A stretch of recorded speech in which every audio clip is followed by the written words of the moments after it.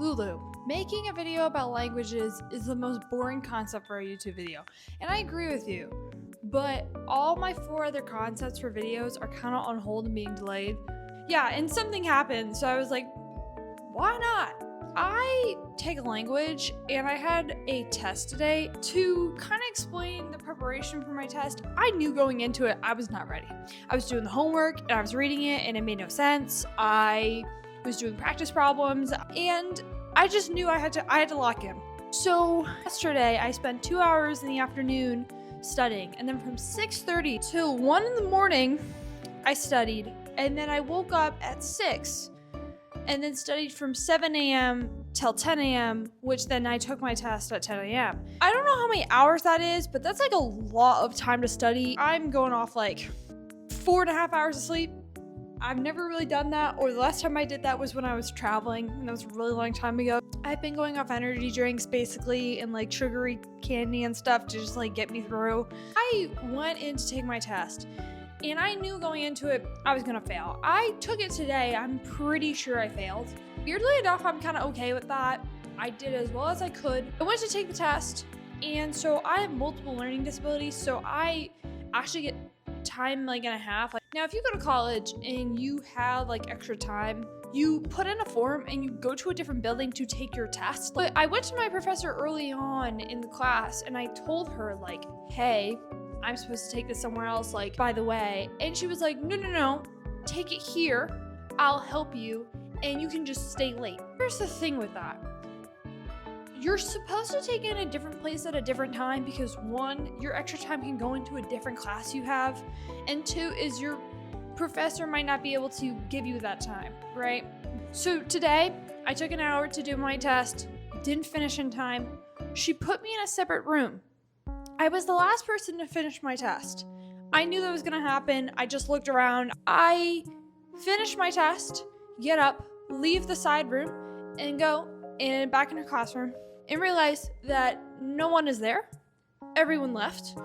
She bailed. And so I can't tell if either she left and just like was like, I really gotta go, and just trusted me with the test, or she just forgot about me.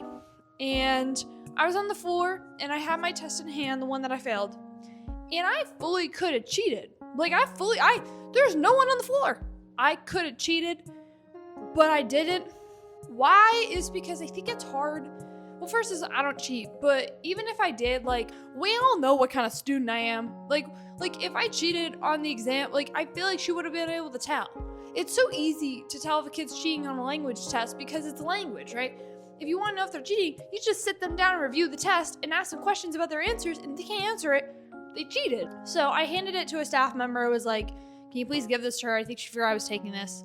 I could take it home. I mean, like, I wouldn't have gotten in trouble. Like, she forgot about me, but I didn't. I just was tired and sick and sleep deprived. I don't really do great at languages. 3 years of Latin, and then my 4th year, it wasn't a requirement, so I didn't take it. I got like an A every marking period in Latin, but I have to be quite honest, I kind of BS'd my way through that class. I originally took Latin because 1, it's a dead language.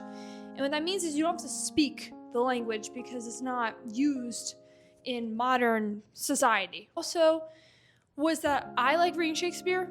I'm the only person my age that I know likes reading Shakespeare.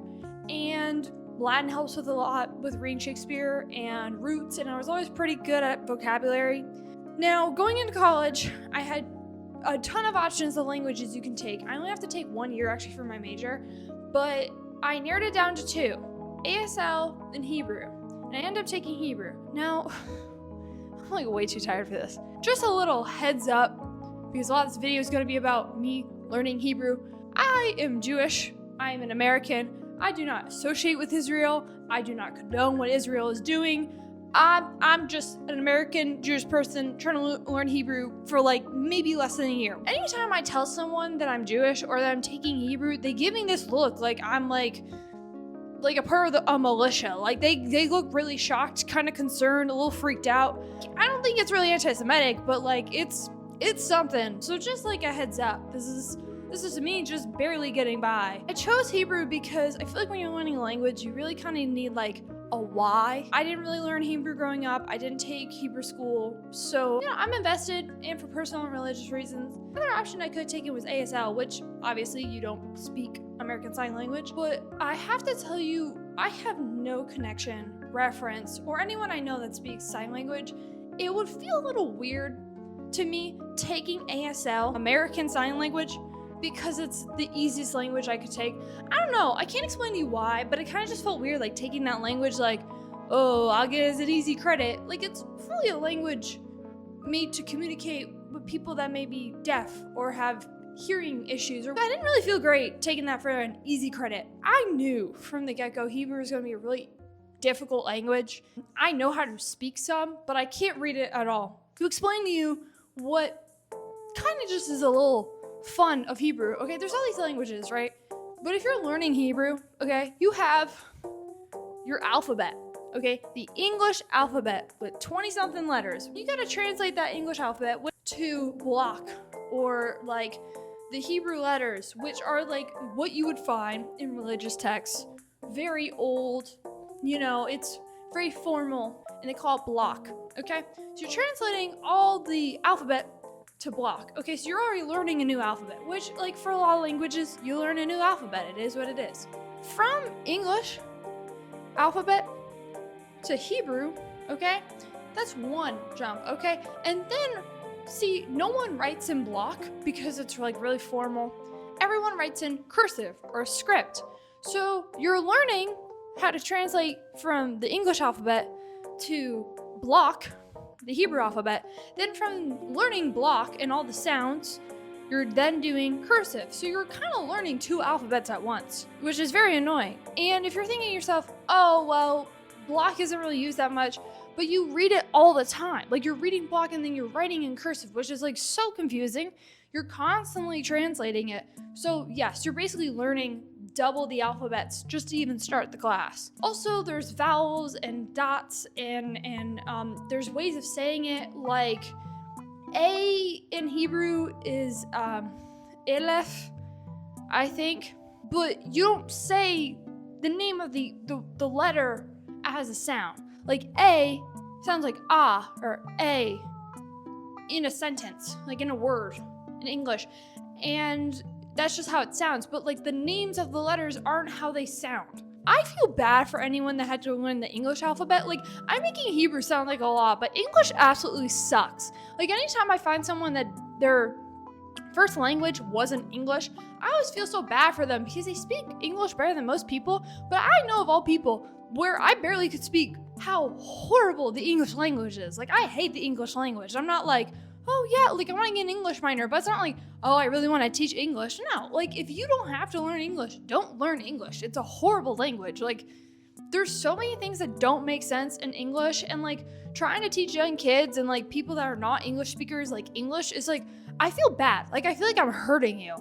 I'm okay taking a language I know nothing in and I kind of feel stupid in, but taking Hebrew in the class size that I'm in, that is like less than 20 students, I've never felt like such a complete dumbass in my entire life. Everyone knows more than me. And then they try to play it down like they don't know more. Girl, just a minute. You know more than me. It's fine. Hebrew is sometimes a very cultural thing, right? So some people go to Hebrew school growing up. Some people have parents and family members that speak Hebrew.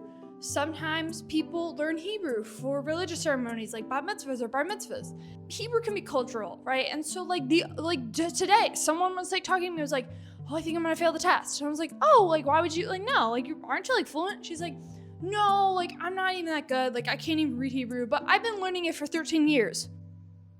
Girl, what? Like, that's like the stupidest thing I've ever heard. Just because you can't read a language, but you've been around it 13 years, gives you an advantage. That's like being around a sport for 13 years and saying, like, my family knows football and I know all about it, but like, I can't throw a football. It's like, you still inherently have more IQ of a sport because you've been around it. If you just have something around you for a long period of time, you're gonna inherently learn more about it and understand it more because like, it's a part of your day to day. Versus like not knowing anything about something and then changing everything you know to adapt to that new thing you're learning. So like, when people are like, oh, I don't know this language, but I've been around it for years, I'm like, you do know some. Stop trying to lie. You know some. I knew a college language would move fast, but like, I feel a little bit like my language is moving a little bit faster because I've never been in a class with such a large range of information. Like, you have people like me that don't know anything, maybe a few phrases. You have some students that don't know anything, they've never even heard the language. Then you know students that their parents speak it, they're almost fluent, they've been hearing it their whole lives, they've been going to Hebrew school, and you have this vast range, okay? So you basically have like 2 or 3 students that are kind of on my level, and then like everyone else that has some background. So when you're learning the language, our professor kind of goes fast in the sense of like, she looks at the classroom, she's like, everyone's got it, and they all do except for like me and 2 other people, maybe. Very easy to move fast in a class where everyone has a reference of what you're learning, right?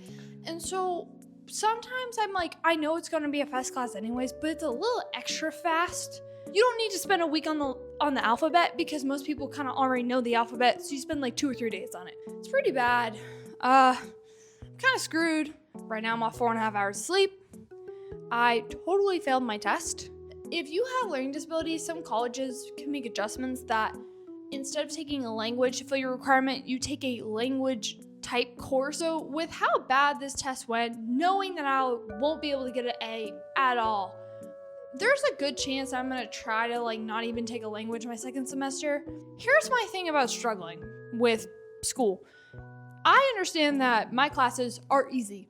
They're so easy. Like, they're not easy to the point where I don't have to try, but they're easy to the point where, like, I can put aside 1 hour to do the homework and I'm kind of done. Topics aren't really hard to comprehend. It's more just like doing the homework and like getting busy work done. And in an elementary education major, I mean, I knew it wouldn't be that difficult. But then I have friends of mine that are doing like STEM and biology and chemistry and pre-med where like they're doing hours of work and they're, you know, doing office hours every day and they're trying to catch up. And my thing is that I think I've very much taught the mentality of like, if you don't struggle, you're not working hard or learning. It does drive me for other things in my life, but now I'm kind of at a point where I'm like, we're all getting a degree, right? Like, you know, like when I go to a job interview, right? And if I don't choose to do a language and I choose to take easier courses, right? The questions are gonna just be like, what's your degree? Do you have any experience? And like, what's your intentions? And like, how do you work well with others? They're not gonna ask me like, how many times did you stay up till 2 a.m. crying yourself to sleep because how much homework you had? Like, that's not gonna be a question in like an interview. I don't know if it really matters how many difficult classes you take because who are we trying to prove ourselves to? No one, right? Like, I don't know. A part of me felt guilty because I'm like, oh, my classes are so easy, I should take like a difficult course. But now I'm like, no, why would I do that if I don't have to? Also, when I take easier courses and it takes a little less time to understand it and do well in the course, it doesn't necessarily mean I'm like a freeloader and I'm like done by noon and then I'm not doing anything. I've been working out more, I've been more social, I've been more fit, I've been making more videos, I've been trying out new interests. I mean, I'm doing the same work in theory, it's just what am I doing the work for? Honestly, I think how this whole online thing is going and how this whole athletics thing is going may be a little more successful than me taking in the long road benefiting from a harder college course that isn't even necessary. Like, is this temporarily difficult college course really gonna pay off in the long term? Like, is it even worth it? I feel bad talking about this because like these people are my friends, but people cheat like crazy in college. Oh my God. I never cheated in high school. And that's a crazy thing to say. Maybe in like homework, but like that's homework, right? Like you take it home, like there's kind of an assumption you might not fully be like honest in your work. For like quizzes and tests, I never cheated, but how many times I saw people cheat right in front of me? Oh my God. And the strategies they use to I know hundreds of ways to cheat. I think if I really took up cheating, I would be like a professional cheater. I saw so many people cheat in like so many incredible ways and like so sophisticated. Like honestly, their intelligence showed through the ways they cheated. Teachers in high school that like literally would just like leave the room while we were taking a test. They'd be on their computer, they'd be talking to a different teacher. Like there are ways you could just get away with it without even trying. And I'm in college and the thought of someone cheating actually scares me. It makes me like anxious. Get caught cheating, like your professor's really serious about it. Oh my God, you'll get a 0 straight up. On top of that, you can get like suspended, you can get something on your permanent record, expelled, cited, you can drop credits, grades, like, it's so scary to me because it's like real. Versus high school when it's like, oh, I cheated on a quiz for a chem test or whatever. You know what I mean? Like, it's not that big of a deal. So the thought process of people watching them cheat in front of me on assessments in college, that's ballsy. You have a lot of guts to cheat in college. I'd rather just fail the test than risk getting caught cheating. So again, you can't cheat on a language test. Why are you cheating on a language? It's so easy to tell if you cheat on a language test. I failed. It's not great. I think it might be my first actual fail on like a test. I'm kind of cooked. I'm not gonna lie. I don't know. But honestly, after this, I was so relieved because for all my other courses, I did all the homework. I've been doing well in all my other courses. It's literally just this one course. As you get older, it's okay to pick and choose what you want to work hard at. Because at the end of the day, like, what's going to get you farther? Your own passion or just something you're struggling at? Like, I don't know. So, yeah. Boop, boop, boop.